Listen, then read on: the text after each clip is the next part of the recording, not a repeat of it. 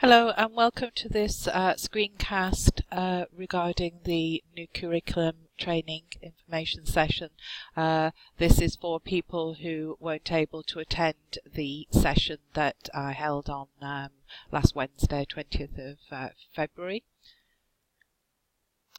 So in the session, I gave an update on the implementation of the new 2019-20 curriculum. We're trying to avoid now calling it the product review curriculum because obviously we've moved on from it being a review and now we're going to implement it, so we are going to refer to it as the new curriculum. Within the session we did an FAQs matching activity which I'll go through with you, and then we followed up with a question and answer session.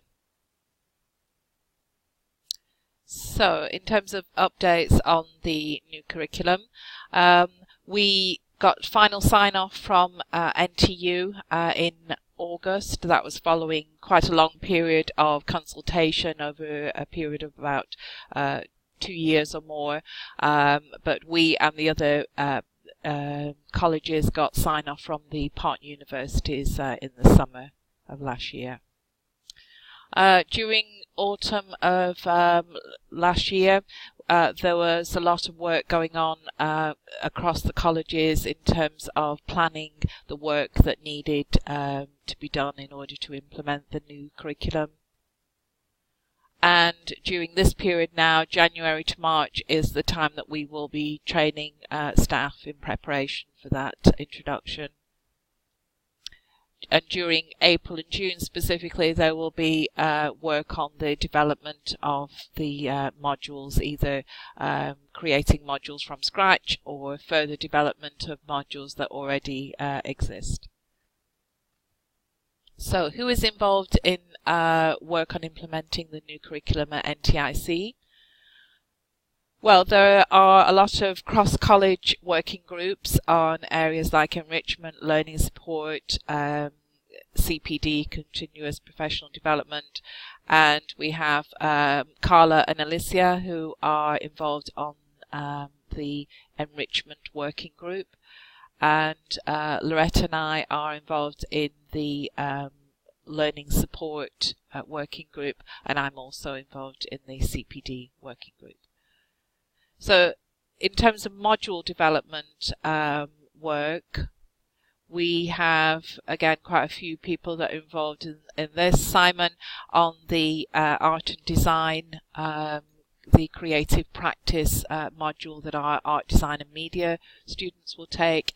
James will be working on intermediate digital applications, which is a completely new module.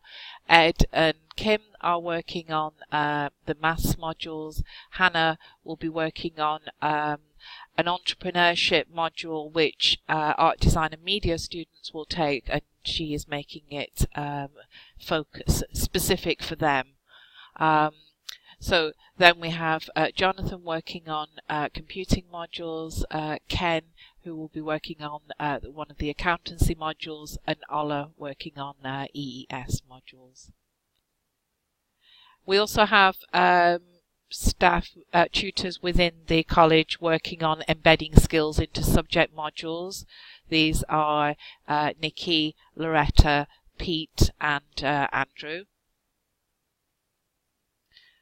In terms of training of college staff, I will be running these kinds of sessions over these next few months, which is helping people to be prepared on the academic side for the new curriculum to be implemented in autumn. Simon is the development coordinator, so he will be coordinating these tutors who are working on content development of the modules. So to move on to the structure of the first of all, the non-credit bearing terms. So here where you have students that come in on an IELTS of 4, we don't have very many of these students because obviously that's quite a low level language, but we occasionally have some. So they do they only do language modules, and they have 4 hours of supervised study sessions per week as well. Those students that come in on an IELTS of 4.5, they will also do language modules, but not quite as many hours because they also have a module that is study skills preparation, and they also have supervised study sessions. Students that come in on an IELTS of 5.0, so that is our 3-term students, they do language modules, but what is new for the coming curriculum is that they do a collaborative project that's related to their program area, or if they are art and design and media students, they do a module that is specific to their area. So that's new for this curriculum. Previously, or right now, they only do language and study skills. They don't do anything that's specific to their progression route. And they will also have supervised study sessions. For our students that come in at IELTS 5.5 or above, these are what we call our enhancement students at the moment. They come in with the right level of language for a 2-term program, but they choose to study an extra term or half a term before they start their credit-bearing part of the program. So they will do a module called Critical Reading, Writing and Reasoning for Higher Education. That's a new module. They will also do a collaborative project related to their program, or if they are art, design and media students, they will do a module that's specific to them. They will also be able to do electives related to their program and supervised study sessions. So that all adds up to 22 hours per week, or in the case of 3-term art, design and media students, they will do 25 hours. The structure of the 2-term program, so the credit-bearing part of a student's program, for foundation, BLSS, science and engineering and computing, they will do 22 hours a week. That is English for academic purposes, so that is the current LS3, Language to Study 3 module, 4 hours per week. They will do an extended project which is focused on the progression route, and they will do 3 other modules related to their progression route. And they will have 2 hours of learning support per week. For art, design and media, the foundation, the structure is slightly different, although it adds up to 22 hours per week. They do, again, the EAP module, but they do a creative practice and portfolio module, which is a double module, so it's 8 hours per week. So they do 2 other modules that are related to their progression route, and then they have 2 hours of learning support. Pre-masters will do 18 hours a week. Again, language for them if they're not exempt. They will do a research project, which is again a double module. So they're doing 6 hours a week on that. And for anybody that is familiar with the current structure, it is a combination of our current PM2 and PM504. Then they do 2 other modules related to their progression route and 2 hours of learning support. And finally, International Year 1, they will do 26 hours a week. They will do EAP if they're not exempt, and they will do study skills for 2 hours. These are the only program where we are retaining study skills as a separate module for the time being. And they do 6 modules related to their progression route and 2 hours of learning support. All modules will run over 2 terms. There's a couple of exceptions to that, which are in IYO computing, where there are 2 10 credit modules, which will only run for 1 term each, but vast majority of modules will run over 2 terms or 20 weeks. So in the session we did an FAQs matching activity. So I gave people questions and answers related to the new curriculum and mixed up, and in groups they matched them together. But obviously you won't be doing that as part of this screencast, but I will show you in a moment the activity that we did and what it's taken from.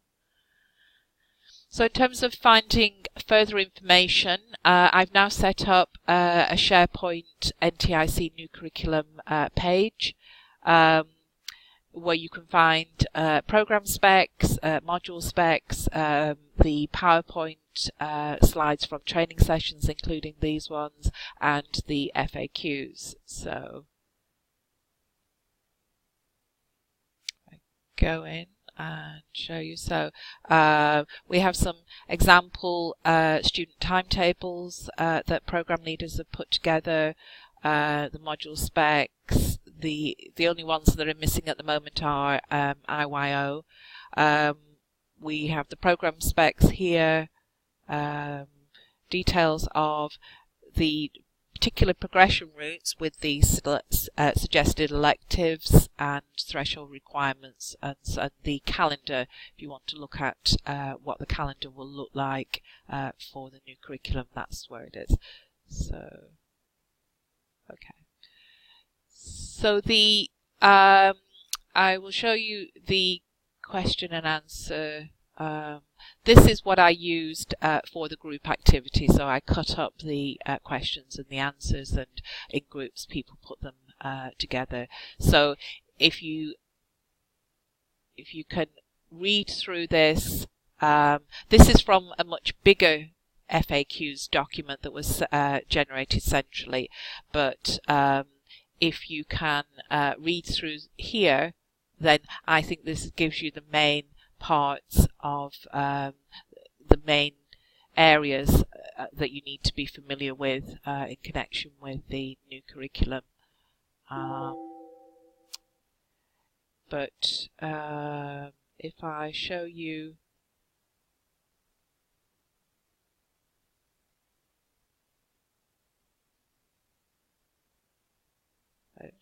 the larger document. This is the right. Yes, this is it. So this is a much bigger document and has a lot more FAQs in it. So that this is what I extrapolated the main points from for the staff development session on Wednesday. But as you can see, this is divided into themes. So when you get time, it's a good idea to read through all of this because it gives more detail on each of the areas.